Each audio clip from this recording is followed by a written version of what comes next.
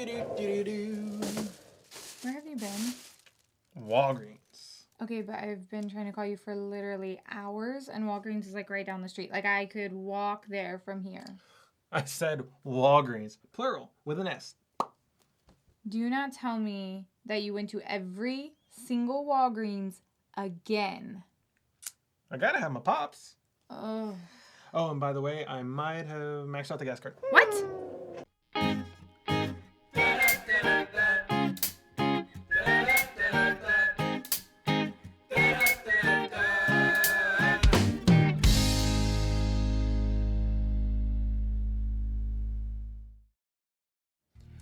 What's up, Pop-Tarts, and welcome to the Pop Stop. I'm your host, Joey, and this is my co-host, Bree. Hey, guys. All right, today we are starting Star Wars Week.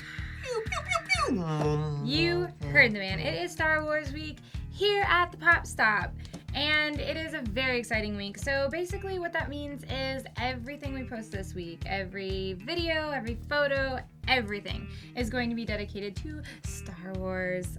We have lots of fun stuff coming your way, so definitely keep your eyes open for that. Also, watch our 1,000 subscriber giveaway video for your chance to win one of the pops that you will see in this video today. Okay, now we were trying to think, how should we start off Star Wars Week? So, what else other than a pop hunting for the Walgreens exclusive Star Wars Pops?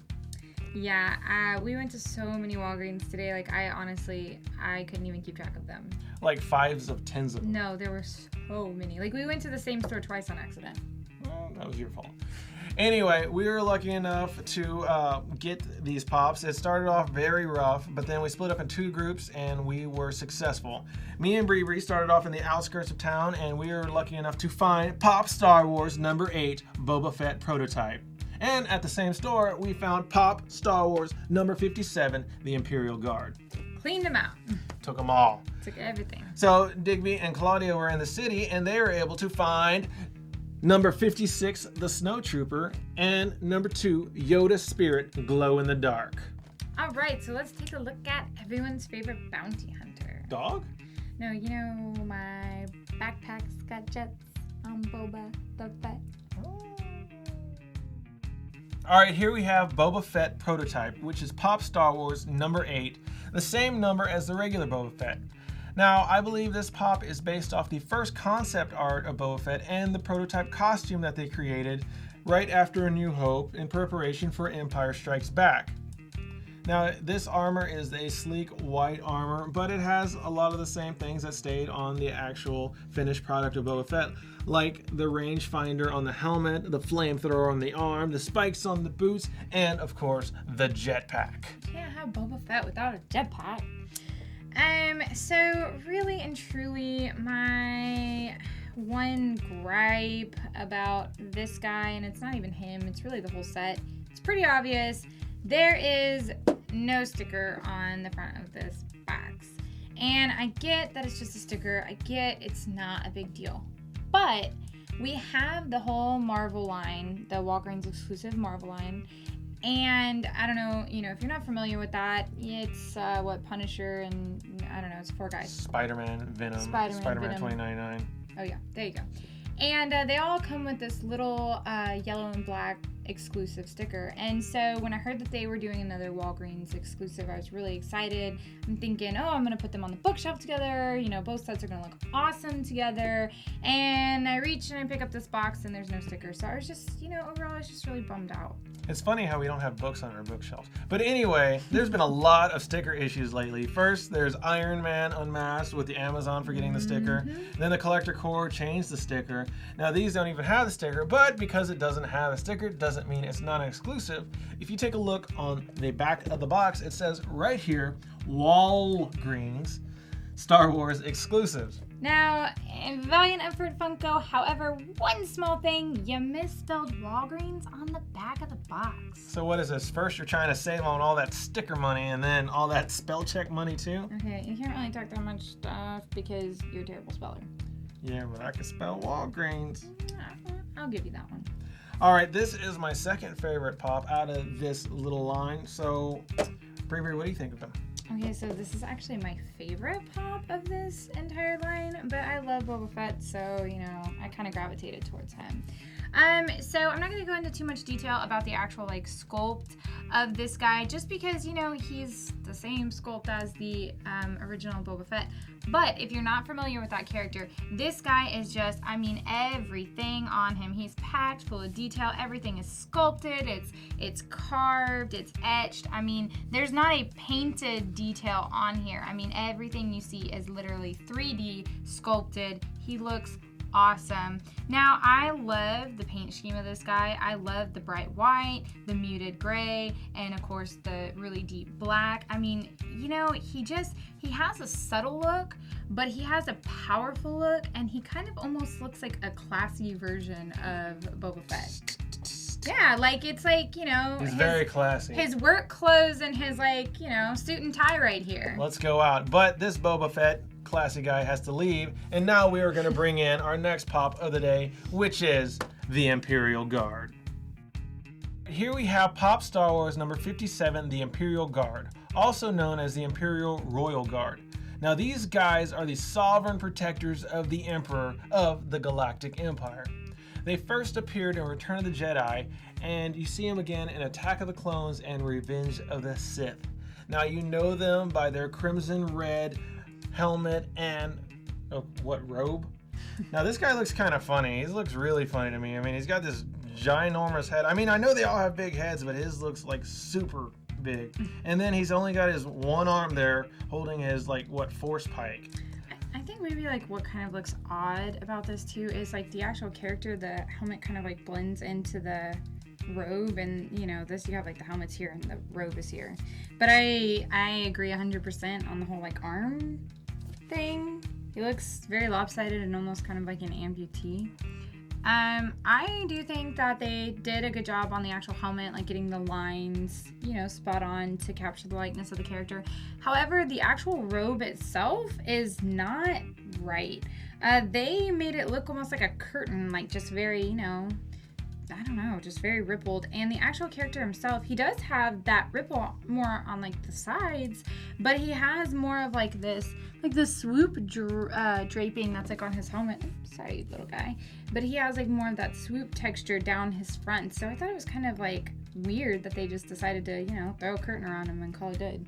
Yeah, this guy is kind of funny. But you know what? Enough with him. He can go play drums for Def Leppard. Let's take a look at the Snowtrooper. Here we have Pop Star Wars number 56, the Snowtrooper. Now, the Snowtroopers, you first see them in, what is it, Empire Strikes Back. They're on Hoth. They're trying to get to those pesky rebels. They try to keep them warm. You know, they're heated suits. They got the long mask, you know, to try to keep the wind out. This guy, you know, he's got the cool, you know, blaster rifle. Actually looks pretty good on him. You know, I think he's interesting. Now, Bree, what do you think of him? So I have some likes and I have some dislikes with this character. I guess like on the high side, you know, he does have a lot of detail in his sculpt, and I do love the fact you can't really see it on the front as much, but the back, you can kind of tell that he has this kind of two-tone gray, white. Actually, I think it's the exact same colors as a Boba Fett. So I mean, they're gonna look good sitting right next to each other. You know, his blaster does have a lot of detail, and you know, his armor does too. He does look good. However, I don't know, the things that I'm not super crazy about this pop. Well, first off, the on this chest plate right here, there's a lot of messy paint on the little red pieces, but it's tiny. I understand that. I guess the main thing that I don't really care for in this pop is I feel like the proportions, I feel like they're weird. And I mean, I get it's a stylized pop and that the proportions are always going to be weird. However, I feel like these guys have such a long mask, and, you know, everything on them just has this like flow. And I don't really feel like that likeness is captured very well. Like maybe they could have made it set skinnier to make it a little longer, or made it just a tiny bit longer. I'm not really sure, but honestly, to me, this pop out of the whole set looks the least like the actual character, and I guess that's the part that kind of like bums me out a little bit. You know what I wish they would have done on him? I wish they wouldn't have actually gave him the pop eyes and more of the stylized eyes, like the Imperial Guard. Yeah, because he has, the real skinny. Yeah, he has a really skinny eyes. Yeah, he doesn't have big giant eyes. Enough with this turkey. Now let's get to where the main one, where Digby, you done good on my favorite spirit glow-in-the-dark Yoda. All right, here we have Pop Star Wars number 2, Yoda. Spirit glow-in-the-dark. Now, he is the same number as the original Yoda. This one, though, you probably remember him looking like this at the end of Return of the Jedi, where he is in spirit form, hanging out with Obi-Wan Kenobi and Anakin Skywalker. This is my favorite one out of the line. There's only one question. Okay, if he is the spirit Yoda, why does he need his lightsaber? I mean, it's still cool. I guess in death you still have your lightsaber, but it just doesn't make sense. I think they could have taken it out there. I don't know. What do you think about him? So I love this pop. I think he's absolutely adorable. The first thing that I noticed when I first saw him was just this eye color that they chose, and just how that really pops out against this other blue color that they have. The only kind of meh thing about it is just him being all one color. It's a little bit hard to see the details in his sculpt, and just the shape, of his arches and all the carving in his head, and I mean even just all the details on his suit and his body and everything.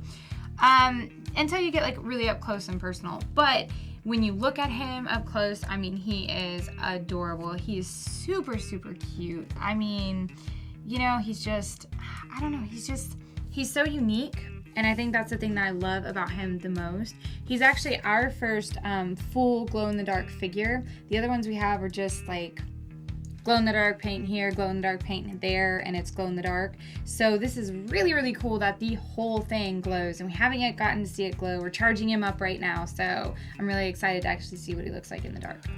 Well, out of this set, definitely Yoda is my favorite, seconded by Boba Fett, then the Snowtrooper, then the Imperial Guard. I would like to get your opinion on what you think of this set, and tell me which one is your favorite. Also, if you would like to win one of these guys, then check out our 1,000 subscriber giveaway video. Follow the rules, people. Follow all the rules, and you will get to choose which one you win. That's the end of our review. Make sure you like this video, subscribe to us on YouTube. You can follow us on Twitter and Instagram, and you can like us on Facebook. All those links are also going to be down below. All right, that's it for now. Keep it poppin', people.